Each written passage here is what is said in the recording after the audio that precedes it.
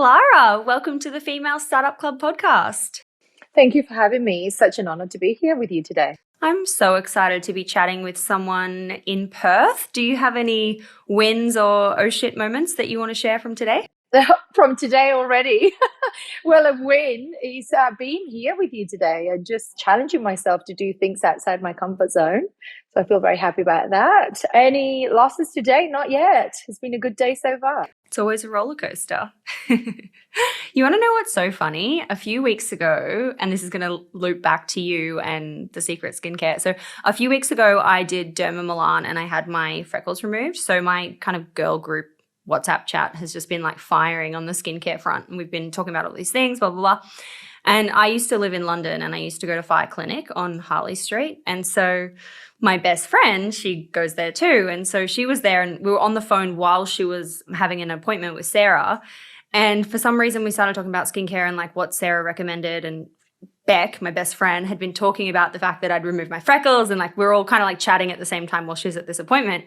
And then Sarah was like, oh my God, the best skincare, that's come out of Australia is this brand called The Secret Skincare. And then we're all chatting about it in the group and Beck's basically like, okay, cool, I'm going to try, I'm going to order it, whatever. And then I was like, yeah, that brand sounds really familiar. And then I got home and I was looking at my diary, my calendar, and I was like, I'm actually interviewing the founder of The Secret Skincare. This is such weird timing. And it was just such a weird moment of like, that is such a small world moment. It really is. I'm very happy to hear that. And yeah, the Fire Clinic's the best clinic in the UK, led by the best people. Is that where you worked when you lived there? I didn't know, but it's actually one of my friends that owns it. And he is the leading cosmetic doctor in the UK and one of the leading doctors in the world. And Sarah, who your friend spoke to, is just a top clinician. She's an aesthetics nurse and she's at the top of her game as well. So I went over there recently and trained the team in the Secret Skincare and they were all so excited because I used to work in the UK. So I kind of know how the industry works over there. And that's kind of what started me off. So I knew what challenges all the clinicians are facing over there and how to improve those challenges and find solutions. And that's why we're here. Oh my gosh. So I used to go to Fire Clinic. I lived in the UK for the last 8 years and Sarah was also who I would go and see too. And so all of my group of girlfriends, one at a time, would be like, so this is who we're going to see. And then the next one would be like, hey, that's who I'm going to go see. And we all started going there. But I didn't know they were the leading clinic. That's so great. They are. And Dr. Tapan is an amazing doctor. So he owns the clinic, leads the clinic. And then also, interestingly, one of my nurses at my clinic here used to work at Fire Clinic. Oh my gosh. Wow. Sam Nucky. She used to be a nurse there. And then when she wanted to move to Australia, I found her a job in my clinic. That is so cool. Wow. Shout out to Fire Clinic. It's a small world out there. I want to go back to kind of the beginning of your story. I mean, you were obviously living in London. I'd love to kind of get to this point of how you decided to come to Australia and start a clinic here. Okay, so I already was running a business and my clinic in the UK prior to that. I first trained in injectables almost 17 years ago and have been doing it since after I had my first child. So I'd lived in Australia previously for a short time and then I had my first child in 2012. And she was a micropremie. She was a 1 pound baby and she was born 5 months when I was 5 months pregnant. So we had a lot of difficulties with that and challenges with that. And when we came through, we decided that Australia would probably be a better climate and better lifestyle for us and for our baby. So we decided to move here with no expectations and I didn't have a job or anything. I had worked here before. I moved here, took some time to be with my baby, had another baby, and eventually kind of got back to what do I want to do? And do I want to continue my career? I always worked, but I want to do something more. I kept things going, but then it got to a point where I wanted to do my own thing and launch my own clinic. So actually what happened is I had almost a newborn baby and a 4-year-old and decided that would be an amazing time to open my own clinic and launch a skincare business at the same time and build a house and build a clinic. So it was a bit of a hectic time, but you know what, just get it all done at the same time. Why not? It actually worked out fine. The reason why I opened the clinic was because there was no local clinics that I wanted to go to. that I felt like they were amazing, and I was really thrilled to go there, and they were offering all the treatments that I thought were the best. And I thought, well, if no one else is doing it, I'll do it. And so what made you think I'm also going to launch the product range at the same time, did you say? Coincidence. It was not expected. It was not intentional. What happened is, back in the UK, I used to prescribe a lot of prescription skincare in my clinic over there, really successfully for... Is that like Obagi and stuff like that? Obagi, yeah. So I used to prescribe Obagi for, I don't know, 12 years to my patients, and had really good success. The results, I don't know if you used it, but the results are incredible. There was nothing better than that. But it had its challenges. So when I moved to Australia, I decided, well, I'll use Obagi on my patients here. And as it turns out, the distribution was really difficult here in Australia, and I couldn't find a way around it. And I thought, wow, somebody needs to be doing this. So I went to my pharmacist and I said, how do I get around it? How do I get these products here, or kind of similar products? And she actually said to me, look, there's actually a doctor that works up the road who's doing really similar things to you, prescribing really similar products to her patients, and who has an interest in, cosmetic dermatology and women's health. So why don't you meet with her and see where you're both at? So sure enough, I met Deb, and she literally works at the end of my street, and I'd never met her. Yeah, she works at the medical center at the end of my street. So we had a coffee, and we kind of stayed and chatted for a couple of hours, and realized that, hey, we are actually solving similar problems slightly differently. Why don't we combine forces and do something really cool, and combine your experience and my experience, and make something better than what's out there? And again, solving the problem. There is nothing available that we'd want to use, so why don't we make it? And so kind of the secret was born, but it wasn't born, the secret was born like just this one cream. And actually, initially you had to come to you had to come to my clinic to get it. So you'd come in, and then we'd prescribe it for you, and then you'd come a week later and pick it up. And that was it. We had one product, which we knew worked, which is, again, essentially all the combination of really potent, effective ingredients that we knew really worked, that we'd used for years and years, but into one jar. Because the problem with other systems, as you probably know, is that they're multi-step. You do 4 steps in the morning, 4 steps at night. You have to go to bed 20 minutes early to do your skincare. It's expensive. I'm in that routine right now. Yeah. You don't know how much you have to use. Is it like... As a lazy beauty girl. Oh, I'm too lazy. And, we're busy, and most women have got other things better to do. Also, your results can vary depending on how much you're using, and it's just too many variables, and we wanted to smooth all that out. So we wanted one cream that did everything that you put on, and you went to bed and you woke up and you looked amazing. So we made one cream, which was our hero product, which it still is our hero product. Yeah, it was literally just available to our local patients. And so what happened is that people started talking, and people started showing up with amazing skin. So their friends would say, hey, you look great. What's your secret? Or, they'd say, you're looking good. Was it called The Secret at this point? No, it wasn't called anything. And then it was called Dr. Clara and Dr. Deb's cream. It didn't have a name. So people were saying, well, it's a secret and all those kind of stuff. And then the press wrote an article, and it was called The Secret of the Western Suburbs, and how come women are looking so great, and la, la, la. And so we thought, hey, we might have a business here. Why don't we launch this as a real thing and call it The Secret? And so The Secret was born. That is so cool how it's kind of come about in this really organic, almost accidental way. Did you have to go through a lot of R&D to get to the formula? Yes, we did. What was the kind of time, investment, and process in that? Okay, so the challenges were around the actual ingredients that we use have been proven and clinically proven for decades. They've been around for decades, and we know their efficacy, we know the safety profile, we know everything. There are hundreds of clinical studies. So the ingredients themselves weren't in question, or their efficacy. It was more of how do we combine them and make them stable. The problem and the challenge that no one has solved yet was, how do we combine this many ingredients, not one or two, like several, 5, 6, into one jar, and it doesn't break down. So initially we made this cream, and usually you make the cream, and a doctor can prescribe you this cream. You can take it to your local pharmacy, they make it up. After 3 weeks, I guarantee you it's going to turn to like a runny mushy consistency, and it's just not very nice to use, and it's not really that effective. So initially we had that problem. Then we made a cream that was stable for 3 months in the fridge. But again, problematic because you can't travel and it's just a bit annoying. You have to remember to go to the fridge and so on. But that's the cream that we sold for a while. Eventually we had a cream that was stable for 3 months outside the fridge. And then now we've developed and researched. And now we have a cream that is stable for 12 months outside the fridge. It's stable for longer than 12 months, but the stability testing that we've got recorded is 12 months. However, the potency, because they're fresh ingredients and they're made to order, they're not mass manufactured, each cream is made for you, the potency will decrease. So we recommend that you throw them out after 6 months. The jars are meant to last 4 to 5 months, well, 5 to 6 months really, and then you throw them out. So you shouldn't be keeping it after 12 months anyway, but it is stable. It's just not going to be doing as much good as when it was fresh. And so is that, you're still saying that that's made specifically for someone based on their specific needs. So does that mean people still need to come into your studio, your clinic, or, are we doing this on Zoom, or how are you like scaling that part of the business?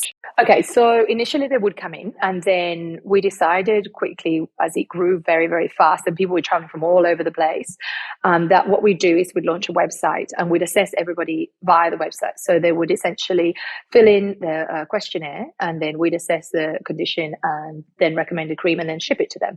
Now, we decided to launch this. We had our launch on the Friday.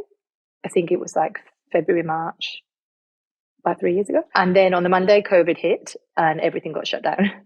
So the whole country went into lockdown, which was kind of challenging in the short term. We felt quite worried like everyone else, but it was a really important pivotal point for us because it really meant that our business boomed really, really quickly because everyone was at home looking in the mirror, doing Zooms, not being able to go to their beauty appointments and finding solutions on the internet. And we were the solution. So it worked really well. We worked it to our advantage, and it was ideal timing for us. So what we've done is, a lot of people can ask sometimes, but do you offer a Zoom consultation? Now, you can see me and I can see you on Zoom. There is no way I can assess your skin on this Zoom. It's impossible. What information am I getting from doing a video call with you? Zero. Everybody's kind of, the camera might be blurry, it might be filtered, you might have makeup on. It's impossible to determine. It's a pointless activity. What you need to do is really take a really thorough history.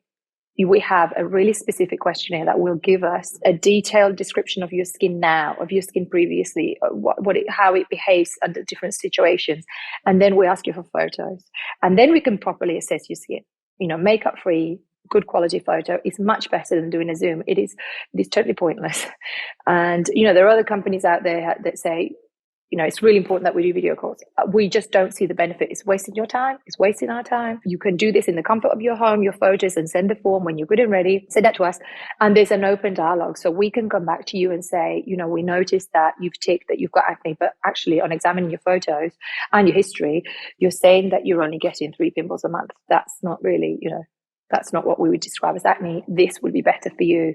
And we talk to the patients and make sure that they're getting the right formulation for their skin.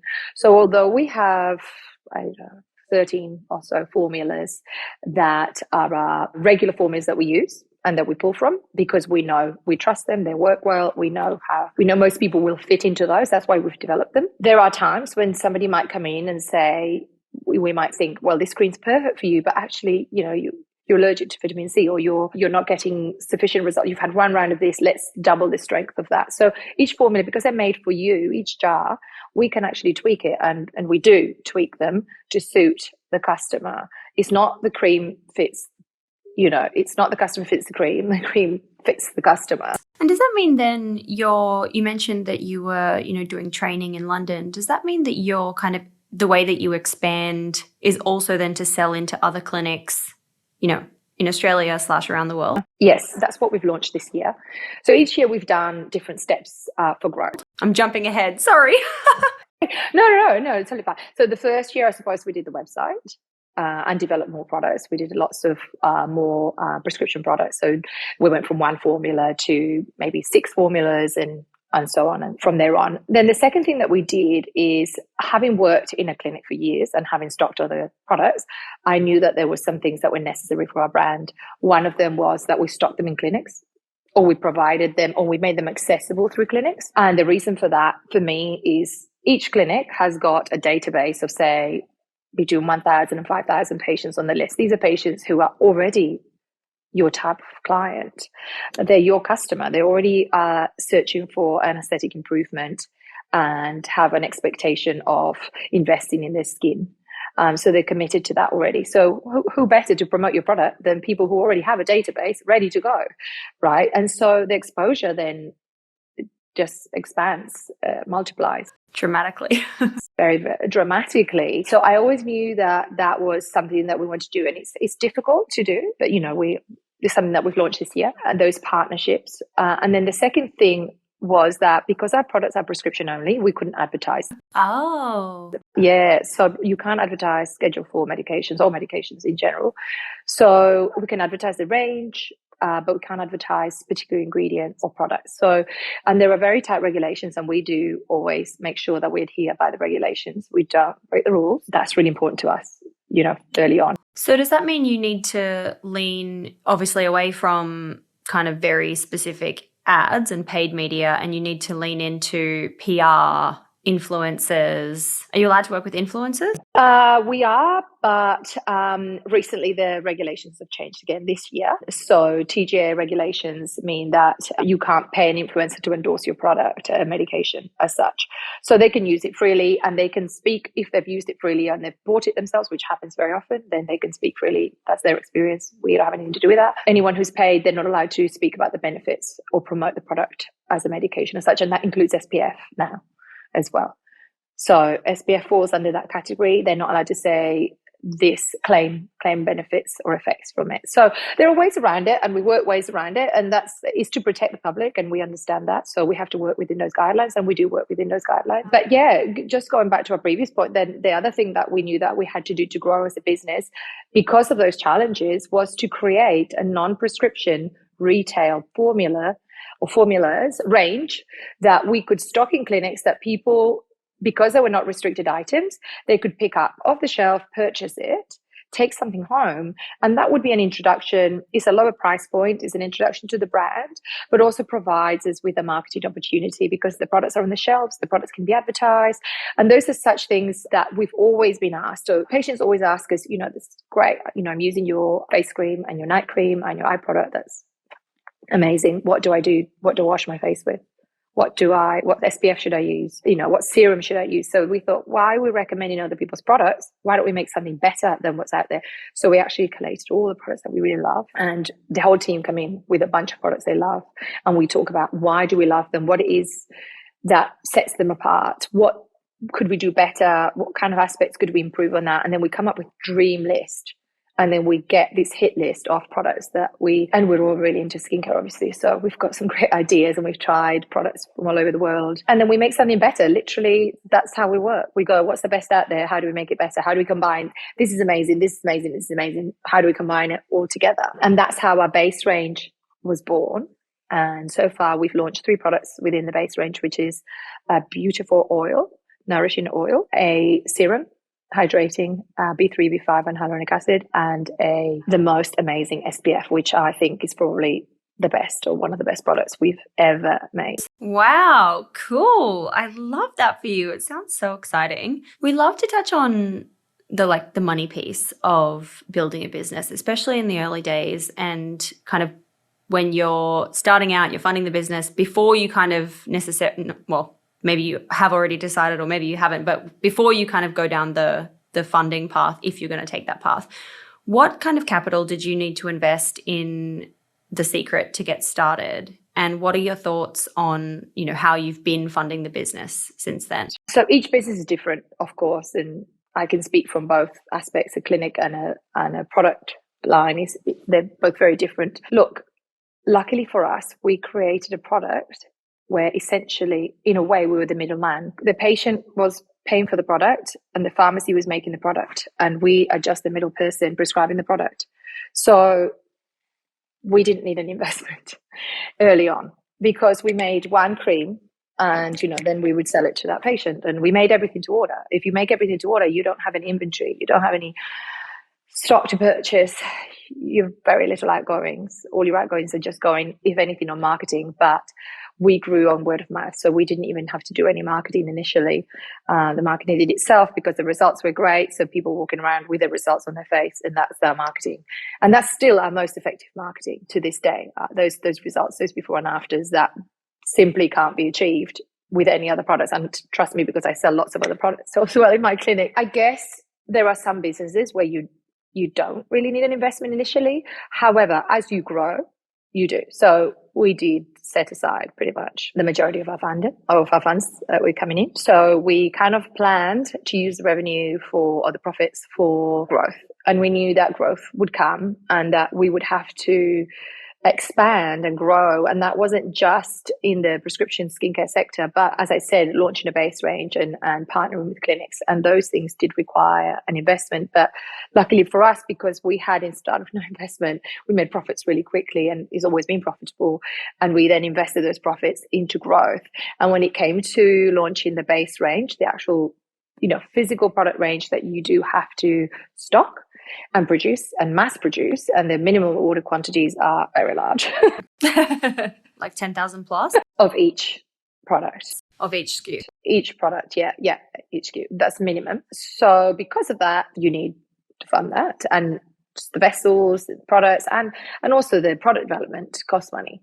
And then you're obviously investing into marketing and so on. So that's probably our biggest investment was that. And that's the only point actually at which we've taken out a loan. We took a small loan to fund the packaging. So our packaging is amazing. And it wasn't just for packaging. It's actually it's for packaging, but we did our most successful campaign, and probably the most incredible marketing moment we've had in the company is launching last year. We launched a sustainability series.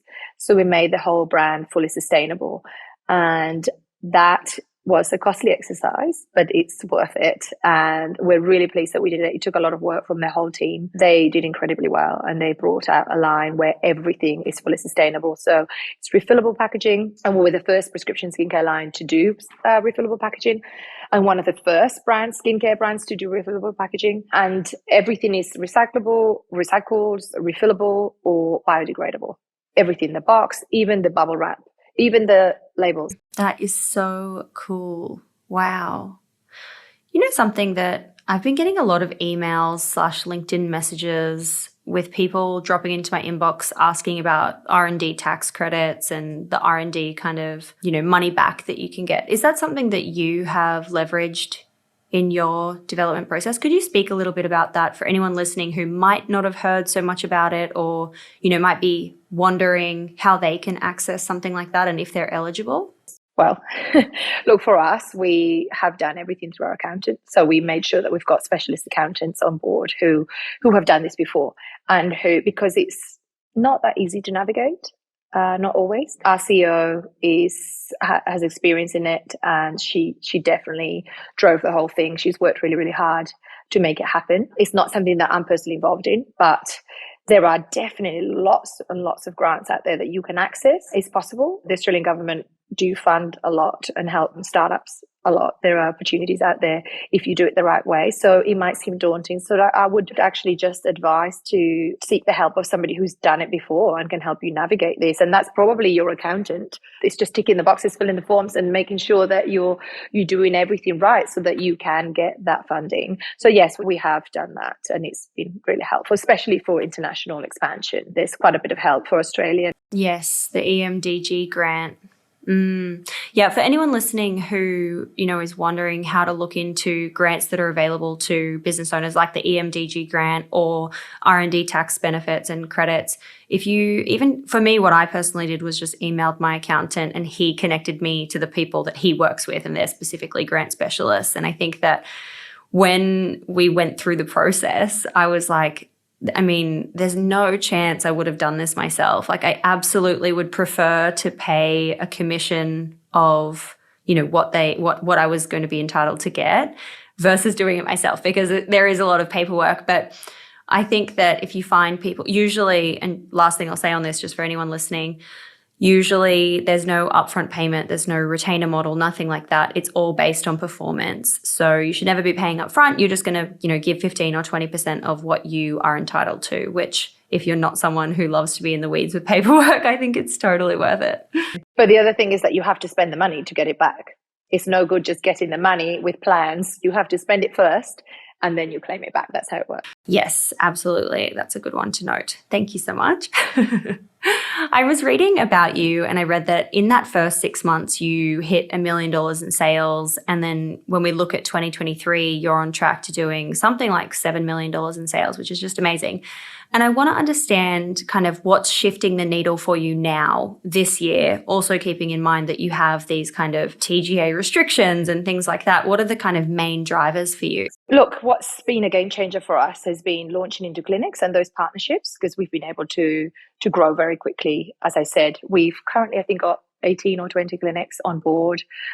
We've got another 20 waiting to onboard. So I guess the hold up for us is we need more BDMs, we need people to support these clinics, and that's where the growth can slow down if you don't have the right people in the right jobs, or you don't have people in the jobs yet. So the interest is there. We do have just so many clinics in Australia and overseas waiting to onboard, but that's been huge growth, and I would say it's probably closer to 10, 11 million for this year based on that, if we hit the targets that we're going for at the moment. The other thing was launching the base range. Having a second line, having a different income stream. It's completely separate. They're essentially two separate businesses and two different income streams. They work very differently. So we've added something else. We've kind of started a sideline business, I suppose, and they both complement each other. So when you buy one, you buy the other. So it kind of works really, really well for us. And as I said, it's a lower price point. So it's an entry point for perhaps somebody who might not be too sure or might not be ready for that kind of investment yet. However, if you have ever used our brand, you realize that it's very cost effective. So one set, which has got everything that you need, is between $500 and $600, depending on what you get. And that will last you 5 to 6 months. So for $100 a month, you have everything that you need. That's it. People message, oh, but then do I use that serum and that product and the vitamin C? And no, that's it. You don't need anything else. So it's very cost effective because you're needing a little drop. So yeah, those are the two things. And then for next year, it will be continuing with clinic. We've got more products coming with the base range. But one of the big ones is our overseas expansion. We've launched in 2 clinics, one in the Netherlands, one in London. And we have been holding off doing that because we have been in a little bit of a battle with our IP, our trademarks, and we've won. So we're very happy. Oh, congrats. We just had news last week. Yes, a hugely expensive exercise. We had a little bit of a fight with Procter & Gamble. But was it about the name or was it about the formula? It's about the name, because they launched a deodorant back in 1953 called Secret that they don't use, but they had it first. We were confident that we would get it, and we had a really great IP lawyer. So we've continued and persevered. But because of that, we couldn't do that. But now we've got the trademarks. So investing in trademarks early on is really important. That's one piece of advice I'll give everyone. And make sure you secure trademarks early on in the game. So you've got actual IP that belongs to you.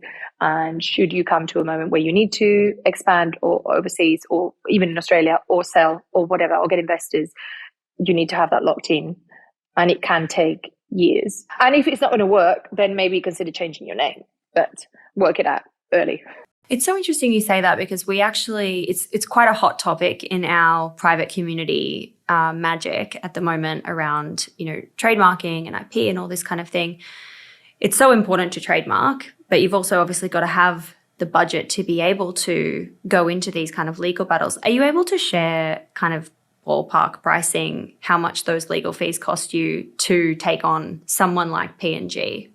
I don't know off the top of my head, but it's many, many, many tens of thousands of dollars. I can find out. Do you think in hindsight it is better to have the Secret as the name, or do you think in hindsight you wish you had, a more obscure name that potentially you could have avoided? No, I love it. I think it's great. It's super catchy. You can create lots of marketing around it. Oh, I love it too. More from the point of, is it worth spending 50 grand or 100 grand to fight something like that? Yeah. No, if you can come up with something obscure that is also memorable and suits your brand, Why would you spend money on something you don't have to? No, I guess that's a costly mistake. It's worth it for us. When I thought of the name, it was just because, again, as I told you the story behind it, but it wasn't, we didn't think it was going to be as big as it is, honestly. So now we are where we are. And now you've got the amazing story and the amazing name. You won. Live and learn, and if you're confident, then fight. Yeah, and it's an ongoing battle. It's we've won UK, Europe, Australia, and so on, but there's still territories to win, so it's an ongoing cost. For you, just kind of on this same topic of IP, and it's no secret that beauty is such a crowded space, and you launched a couple of years ago, and you said that at that time there wasn't really anyone in the market like Obagi or those kind of brands doing what you're doing. Have other people since entered the space competitor-wise? Yes, so I would say there is very few competitors globally. So it's very, very niche, very unique space as a global market, which we're very lucky. And that's why we did enter the market. And also because it's not everyone can launch this business. If you don't have a medical background, you're not a doctor, you can't prescribe, then you're kind of stuck, and you need to have the experience also to back it up. But within Australia at the time, we were the first ones to launch. So we're Australia's first prescription skincare. Then there is a couple of other businesses that have launched since. One of them is a large kind of part of another group, and they produce much lower price point, lower concentrations, just kind of to the masses. You go in and they give you maybe 1 or 2 ingredients. There's a market for that. So that's also great. We're very happy to share the space with somebody like that. And they do the whole thing online, and you go on and they will send you kind of cheaper looking product and cheaper end product, but it's still going to have some benefits. It's just not quite the same. It's not as potent. So you probably will end up needing to buy 3 or 4 of this to make up for the one that we will put together for you. So you still have to do some kind of multi-stepping. But I guess if somebody has a lower budget and wants to try out and it's not really that bothered about the results or how quick they get results, then that might be an option for them, and that's great. There's a market for everyone. The world's a big place and Australia's a big place. Then there's another company who is much smaller, and they have a non-medical person behind it, and they make, again, products that lower end, 1 or 2 ingredients, and kind of maybe a little bit more homemade, I suppose, formulations. Feels like it's a very exciting space for you to be in. When we talk about this a lot on the show as well, being able to find something that's a true gap in the market where you can truly add a point of difference and be kind of, the leader in the space is just so important, so critical in the success, or not only that, but of course, like critical in part of the success of building, a huge brand. One of the best things is just being that we just love all the detail. Like as a business, we take care of all the small details. And that really shows collectively when you then have a product. So we wanted to make the product not just really effective, but then also a luxury product that felt luxury. It didn't maybe cost luxury, but it felt luxury. It was still affordable, it's accessible, but it feels luxurious to use. It's not in some cheap packaging with some cheap branding, and it can sit on your shelf and be beautiful. You can be proud of it. It can be unisex. We thought about the whole sustainability aspect of it. The marketing education is really important to us. So every last thing, we just wanted to perfect everything that we knew was on the market with our background and make it better. It wasn't just like, let's just make a product and, that's it. And when we went to Phi Clinic recently, when I went to train the staff there, one of the things that came out is that, all the clinical staff there actually said, you've thought of everything. Like we're just blown away by the detail, the forms, the questionnaire, the website, the ordering, the packaging, the product, the texture, just all the bits. And those little bits is what drives me. I just love the detail, and I'm really anal with the detail. I'm so pedantic with getting everything exactly how envisaged.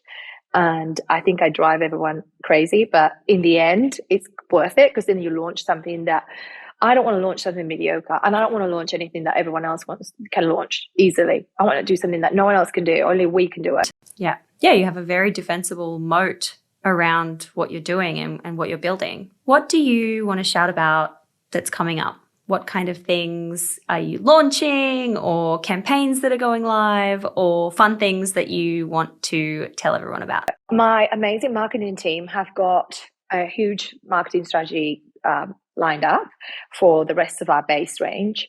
And it is so amazing. It's so beautiful. They know the brand better than I know the brand myself now. And everything that they do just blows me away. So they did a presentation for us the other day, and it just had lined up the rest of the products that we've got coming up for the rest of the year. Now, challenges that we face is always manufacturing and things being a bit slower than we expected, but they are lined up to drop later this year.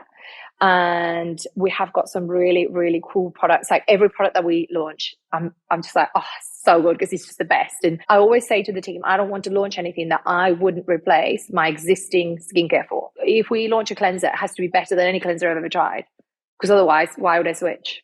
You know, if price point's not my issue, it's just quality and results, then it needs to be amazing. So the next product is going to be dropped in the next month, I hope. And I know it will. And that's something to look out for. We're really excited. We've got a really cool campaign around it. And then we will have another one in a couple of months as well. I don't want to tell you too much because I don't want to ruin it and get told off by the marketing team. Okay, well, everyone needs to just tune in, come back in a month and then a couple of months, see what's going on. Just follow The Secret Skincare online on Instagram, and then you'll be up to date. And do you know what? The newsletter is amazing. We send these beautiful emails with heaps of products and information and exciting news and stuff, and we don't kind of overload people either. So if you sign up to the newsletter, you'll be first to know. And usually, you know, there's some kind of things that are only available to people who are on the mailing list as well. So sign up to that. Amazing. Love that. We're going to link it in the show notes for anyone listening. What is your key piece of advice or recommendation to any other business owner, small business owner, entrepreneur, founders who are in the early stages of building a business in the beauty industry? So the main thing I would say is have a plan. Have a really clear plan of what you want to do. I mean, you know, you can change your plan as you go. It doesn't have to be set in stone, but have a really just like crystal clear vision of what you want, what you want to achieve. And then I guess do everything with purpose after that. So on purpose. So that every action, you're not just like, oh, I'm just going to try this and I'm going to try that and then see if that works. No, you know, if you have a plan, you can then measure 3 times before you execute it, and just have a clear idea of where you're going and where you're heading. That's not to say you're not going to try things. Some things might work, some things might not work. But if you have a really clear picture of where you want to go, this is where you are and this is where you want to end up, then you can sort of work out the steps in between. I guess with that, just again, just your brand image, and, you know, who is your customer, and just get to know your customer. What do they want? What are they looking for? What problem are you solving? I know you're really solving a problem, because if you're not solving a problem, you're not going to sell any products. It needs to be find out what the best on the market is and then make it better. And maybe there isn't anything on the market, which is, you know, amazing. You can start small. You don't have to have a huge line of products, whatever it is, whether it's skincare or something else. You don't have to launch with, 10 products, 20 products. You don't have to have a line. You just have to have one thing. And one thing needs to be amazing for it to take off and to stick. That one thing is enough, generally. You know, people worry that they need to just curate this epic line, and then they don't start because then it's overwhelming and it's scary. So just start, just don't stop thinking about it and just actually do. Stop thinking and start doing. The other thing is, do you know what? Take setbacks and challenges as opportunities, because every time you have a setback and a challenge, of course, it's infuriating, it's frustrating, and it can put you back and it can cost you money and so many things, but it happens to everyone. There's not anyone I know who's been really successful who hasn't had tons of setbacks. But if you use that as, well, what's my opportunity here? Then that's perfect, right? You know, you're going to grow. That's how people grow, and that's how businesses grow. So yeah, I guess stick to your values, stick to your vision, and make sure that your team also are aware of what your vision and mission is, so that they can all stick to it. And maybe, you know, you need to do that together. That would be great if you have a team, and then just remind people of why you're here. What are you trying to achieve together? So many gems in there. I really love the, you know, figure out what the product and the solution is that you're creating and make sure it's better than anything else on the market. And something that I've heard come up multiple times, and I just want to remind anyone listening who's in that early phase, a great tip is to, you know, go to any brand that you're kind of looking at in the same industry and read the 1, 2, and 3 star reviews. Read what the problems are with these products on the market that everyday people are struggling with and then improve on those things. That's like step number one to make the best product possible. That is such good advice. That is great advice. Well, thank you. I love that. I might start doing that myself. Yeah, you should. Yeah, that's great advice. Yeah, I hadn't heard that one. We end every episode with a series of 6 quick questions. Some of them we might have answered already, some of them we might not have, but I ask them all the same because they go across into part 2 of the episode. Question number 1, what's your why? Why do you wake up every day and build these 2 businesses? I guess 2 things. One is to push myself to be the best version of myself that I can be. That's really important to me. Not in competition with anyone else, just with myself, and to be a good mother. That's my drive. To be a good parent. That's actually all I ultimately care about. I love that. So beautiful. Question number 2 is, what's been your favorite marketing moment since you launched The Secret? The sustainability series launching. That was really successful, went so well, hard work paid off, and just seeing all the industry leaders love it and be really supportive. That was amazing for us. Love that for you. Question number 3 is, what's your go-to business resource if you're learning something, be it a book or a podcast or a newsletter? Well, I'm currently listening to Simon Sinek. Don't know if you listen to his podcast, but that's really good. And then there are different books. There's a book I'm reading at the moment called The Culture Code and the Culture Code Playbook, and that's really good. So just tips on culture is really important to me. Running 2 businesses, I've got 32 employees. I want them all to be happy. I like going to work somewhere that everyone's happy and thrilled to be there. I don't want anyone to come to work and not want to be there. And it really matters to keep building that. So I like listening to stuff like that. Have you got any kind of gem out of that you can share that's top of mind? Oh my God. Not really. I mean, I don't know. The last thing I was listening to was, I guess, when you do performance reviews, not to tell them how they're doing, but to ask them how they're doing. Oh. So ask someone, instead of going and going, oh, well, I've noticed that this, and you've been doing this. Well, how do you, that's usually based on how they've been doing for the last 2 weeks, for starters. Okay, because that's all you remember. And then you're telling them their observation of what you think, whereas actually if you ask them, how do you think you're going, and what do you like doing, and what do you not like doing, what do you think you could do more of, what do you think you could better, you're going to get heaps more information and actually work together to make things better. Oh yeah, I love that. And I feel like that starts an open conversation versus potentially a closed conversation if you come in with the information first. Wow, that's powerful. Yeah. That's a good one. Thanks. Question number 4 is, how do you win the day? What are your AM or PM rituals and habits that keep you feeling happy and successful and motivated? I don't really have one. Like, I don't have a route. I mean, I'd love to tell you that I love getting up early and going for it. I do go, sometimes go to the gym, but I don't enjoy it. For me, is actually a really positive person. So I win the day with just positivity. Like, I always look at the bright side. I always look at like the upside of things and why we can do things rather than why we can't do it. And sometimes I get a bit carried away and need stopping, but I'm like, oh my God, and then we can do this and we're going to do that. And I would just get really excited. I'm just a really positive, glass full kind of person. And that's how I win the day. Just that in my head all the time. Love that. Love positivity driven. It's funny because I did a podcast last week, and then the lady who was interviewing me asked me something about, it was a negative question. I can't remember what it was. It was like something about challenges, or I can't actually remember. But then I didn't even realize this, but I started answering in a way that turned the question into some kind of positive experience. She was like, yeah, this is wild. Like, everything you just turn into a positive. Like, you've just done it again. And I didn't even know I was doing it. But I guess that's it. I mean, it's a great way to see the world. We want to see the bright side. We want to see the silver linings. I'm sure there'll be a silver lining for this next question. Question number 5 is, what's been your worst money mistake in the business and how much did it cost you? I guess not so much for The Secret, but for my clinic. When I was growing and developing, expanding the clinic and doubling the size and tripling the size, I didn't necessarily pick the best builders. I picked somebody, thought they'd do a great job, and then they ended up walking out halfway through with all my money. And then on top of that, we had to rip out everything that they'd done. So it cost me to then rip it out and start again. And my budget was gone because he'd walked off with it. And turns out I couldn't sue him because he doesn't have anything. So that was a very, very costly exercise. I wouldn't make that mistake again. I always think employ the best people you can afford. And those are mistakes that I've learned as I've grown, that in my business, I just always pay more for literally whatever your business can afford. It might just be a little, but just the best you can afford, that's what you should go for. And how do you, like, for that specific type of problem that you encounter, is it, like, how do you know if someone is, like, how do you kind of do due diligence on someone like that?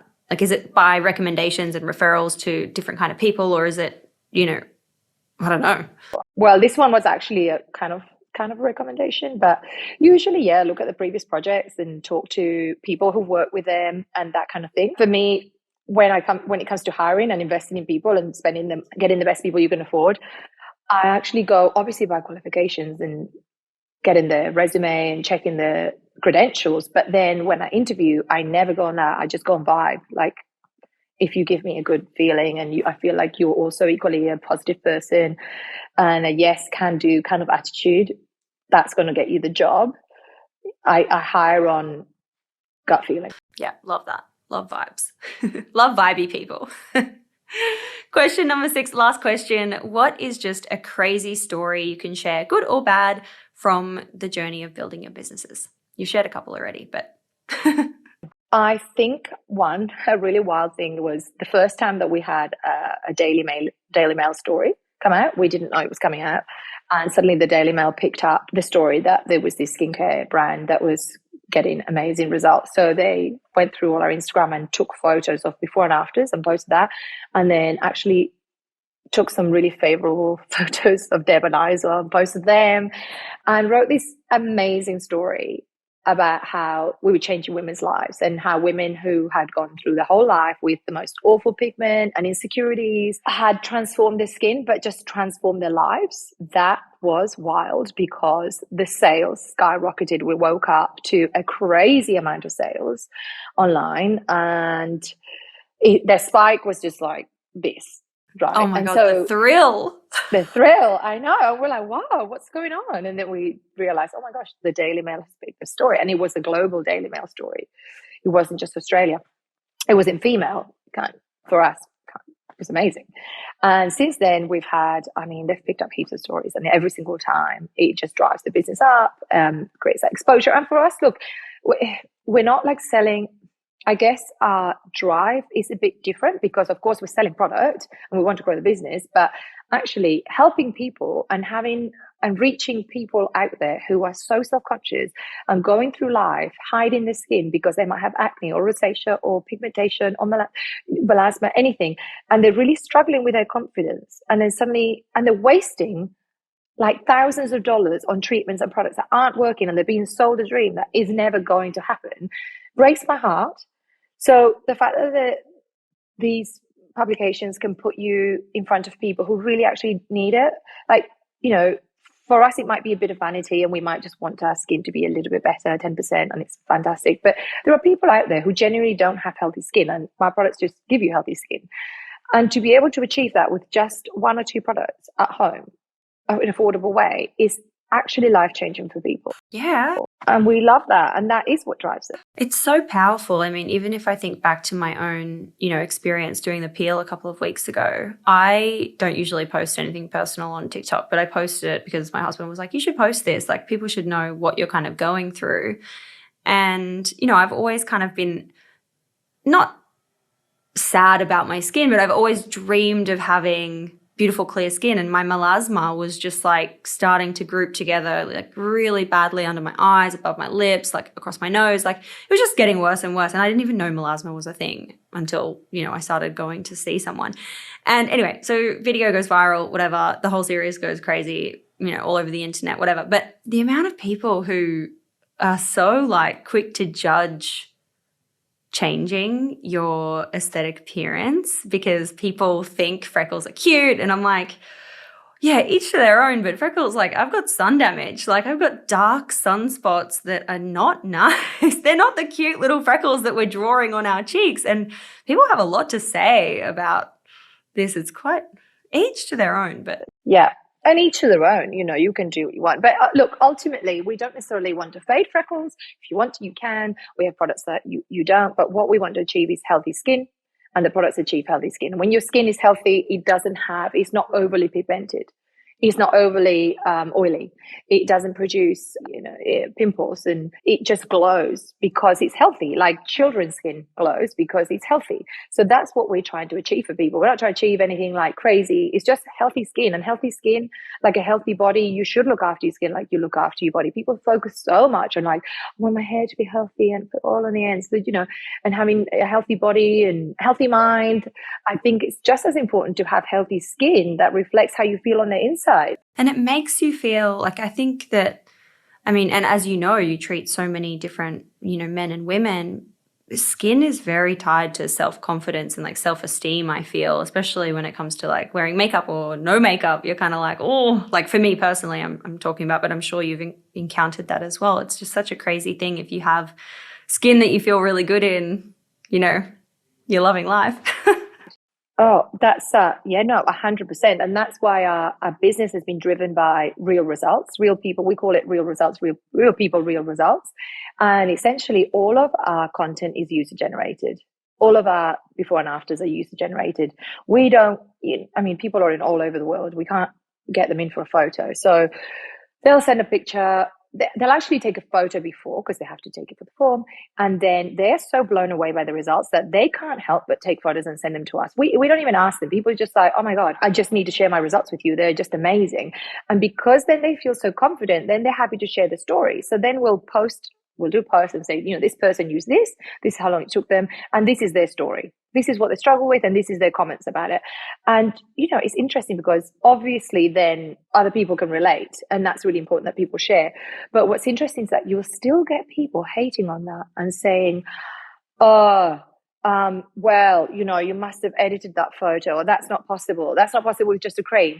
And then we have all these people who are like ultra fans who go on there and go, well, actually, yeah, it is. And I also used it. Or people go and like, that's my skin. And that's really rude, what you've just said. And it took a lot for me to share this. It's really personal. And for you to just put a negative comment on it, it's inappropriate. But yeah, we just use genuine content, and that's why it might not be the exact same light, it's close. We do ask that you take it in the same light with no makeup, but sometimes the angle might be just slightly off, and that's because they're not professional photos. They're just genuine people. Oh my gosh, so powerful. I love it. Thank you so much for coming on the show and sharing your story and your journey and how you're impacting women and men, I assume, at scale around the world. I'm excited for this next journey. Thank you so much for having me. Thank you. And we look forward to putting you on The Secret.